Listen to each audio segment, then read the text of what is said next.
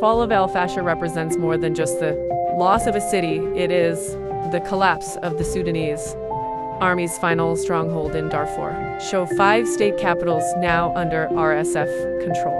With this victory, the RSF now holds all 5 Darfur state capitals. The fall of El Fasher marks a strategic and psychological turning point in Sudan's civil war. As the fighting subsided, the exodus began. The International Organization for Migration, IOM, reports that over 33,000 people fled El Fasher in just 3 days, from October 26th to 28th. By the end of the week, that number had surpassed 36,000. According to UN agencies, many families, women and children among them, walked for days to reach Tavila, a nearby town already struggling to support hundreds of thousands of displaced people.